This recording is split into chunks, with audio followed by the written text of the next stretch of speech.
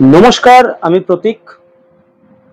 আজ আরো একবার নতুন একটা বিষয় নিয়ে আলোকপাত করতে আপনাদের সামনে উপস্থিত হয়েছি। আজকের বিষয়টা অত্যন্ত গুরুত্বপূর্ণ, সুতরাং সে বিষয় শুরু করার আগে আমি একটা কথা বলতে চাই। দেশপ্রেম এমন একটা জিনিস যার কোনো বিকল্প নেই। দেশপ্রেমের বিকল্প একমাত্র দেশপ্রেম।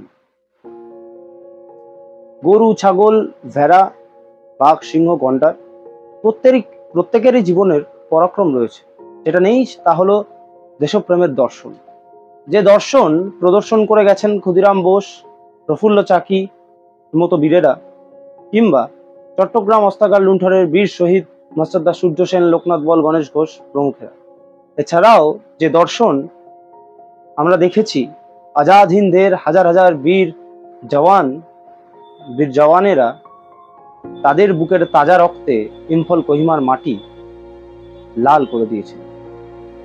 তো আজকের একটা অত্যন্ত গুরুত্বপূর্ণ বিষয়, তা হলো মহাত্মা গান্ধীজি, শ্যামাপ্রসাদ মুখার্জি এবং লাল বাহাদুর শাস্ত্রীর রহস্যজনক মৃত্যু তার নেপথ্যে নেতাজি রহস্যের যোগসূত্র কি রয়েছে সে বিষয়ে আমি আলোকপাত করব।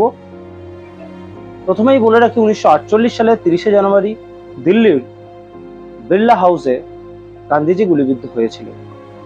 ঠিক তার 7 দিন আগে 23শে জানুয়ারি 1948 নেতাজির জন্মদিনে কিংবা তার আগেও গান্ধীজি বারংবার বলে গেছেন সেদিন অন্য কারোর দেহ দাহ করা হয়েছিল, সুভাষের নয়।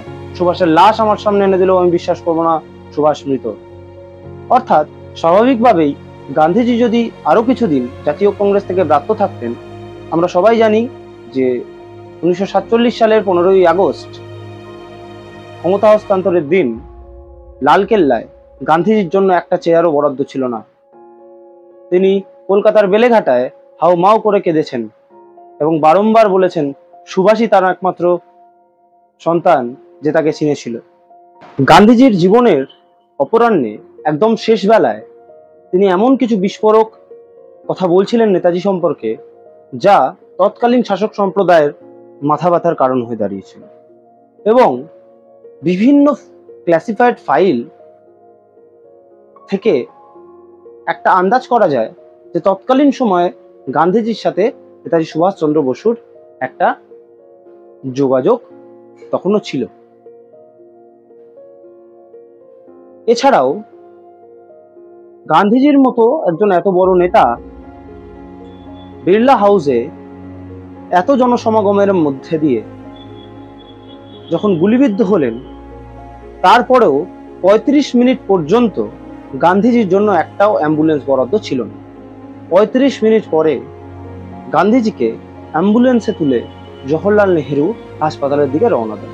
এবং গান্ধীজিকে যখন হাসপাতালে নিয়ে যাওয়ার পরে গান্ধীজিকে যখন মৃত বলে ঘোষণা করা হয়, তখন ডাক্তারের রিপোর্ট অনুযায়ী গান্ধীজিকে যদি কিছুটা সময় আগে সেই হাসপাতালে নিয়ে যাওয়া হতো, গান্ধীজিকে বাঁচানোও সম্ভব হতো।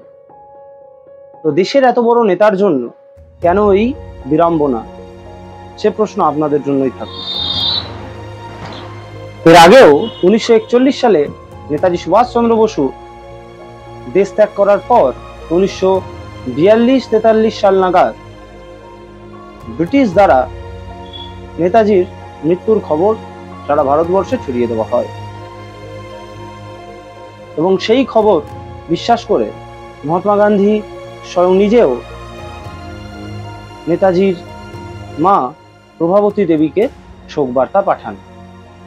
প্রভাবতী দেবী তা প্রত্যাখ্যান করেন, কারণ তার সন্তানের প্রতি অগাধ ভরসা ছিল। সে সেই খবর বিশ্বাস করেননি। এছাড়াও গান্ধীজি, শ্যামাপ্রসাদ মুখার্জি এবং লাল বাহাদুর শাস্ত্রীর রহস্যজনক মৃত্যুর পেছনে একটা গুরুত্বপূর্ণ তথ্য হলো, 3 জনের মৃত্যুর পর কারোরই পোস্টমর্টম করা হয়নি। লাল বাহাদুর শাস্ত্রীর ক্ষেত্রে যদিও বলা হয়ে থাকে যে তার পোস্টমর্টম করা হয়েছিল, কিন্তু সেক্ষেত্রে তার শবদেহ যখন আনা হয়, তখন পোস্টমর্টমের সময় যে স্কাল অপারেট করে পোস্টমর্টম বা তার গায়ে কোনো কাটা ছেঁড়ার দাগ সেখানে ছিল না, অর্থাৎ সেখানেও ভুল ধারণা মানুষের মধ্যে ছড়িয়ে দেওয়ার একটা চেষ্টা ছিল। পরবর্তীতে তাসখান ট্র্যাজেডির কথা আমাদের কারোরই অজানা নয়।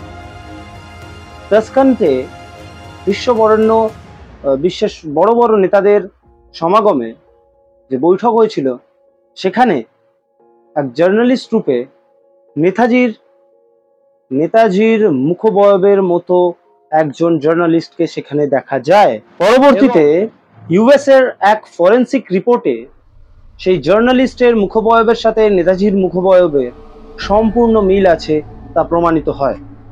কাশ্মীর সংক্রান্ত যে চিত্রল ফাইল, সে চিত্রল ফাইল এখনো ক্লাসিফাইড হয়নি। গবেষকরা এখনো সেই ফাইল হাতে দেখার অনুমতি পাননি। সম্ভবত মুখার্জি কমিশনে সে ফাইল এসেছিল এবং সেখানে দেখা যাচ্ছে নেতাজির কাশ্মীর দিয়ে ভারতে প্রত্যাবর্তনের একটা ইঙ্গিত, অর্থাৎ সম্ভাবনা ছিলই। এছাড়াও আমরা দেখছি নেতাজির দাদা সুরেশচন্দ্র বসুর ডিসেন্ডেন্ট রিপোর্টে রুশ জেনারেল মুরাডভ বলছেন 1946 সালে, অর্থাৎ 1945 এর সো কল্ড এয়ার ক্র্যাশের 1 বছর পর, রুশ জেনারেল মুরাডভের কথা থেকে জানা যাচ্ছে নেতাজি সুভাষচন্দ্র বোস আজাদ হিন্দের ধাঁচে সেখানে একটি দল গঠন করছেন বা সেই দলকে সামরিক শিক্ষা প্রদান করছেন। আমরা সকলেই জানি নেতাজির অত্যন্ত কাছের আজাদ হিন্দ ফৌজের সেনাদের মধ্যে হাবিবুর রহমান, বুরাউদ্দিন, এমজেড কিয়ানির মতো সাহসী জওয়ানদের জায়গা হয়নি জওহরলাল নেহরুর এই ভারতবর্ষে। পরবর্তীতে তাদের বাধ্য হয়ে পাকিস্তান আর্মিতে যুক্ত হতে হয়।